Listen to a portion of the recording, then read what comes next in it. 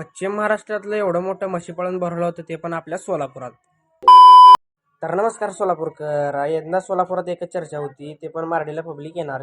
तिथं मस्त कोणकोणची येणार आम्हाला पण हेच बघायचं होतं, म्हणून नीट निघालो मार्डीला.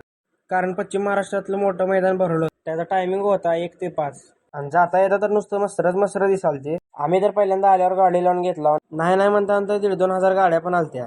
महाराष्ट्राच्या कानाकोपऱ्यातून पब्लिक तर ढीग जमा झालतं, ती पण कशासाठी? फक्त म्हशी बघायला. वरनं व्ह्यू चांगला येईल म्हणून कसं तर धडपड करत वर आला. इकडं वर येऊन बसलो की एकदा देखने के लिए इतना तो करना पडता है.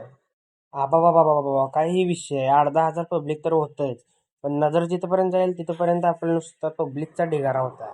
आणि तिथून चालू झालं का नाही शेवटी ते म्हणजे आपलं म्हशी पळण. एंट्रीची भाषा आम्हीच, कसा आहे जाळंदूर संघट, यालाच म्हणतात सबसे हटके सोलापूरकरांचेच झटके. म्हशी घुसल्यावर पब्लिक कसं हटतंय बघा नुसतं. या जर गोळक्यात घावलं का नाही डायरेक्ट हेडशॉट, आणि ते लगेच तिकडे कोणतं नॉक झालंय कळाल्यावर लगेच ॲम्ब्युलन्स आली.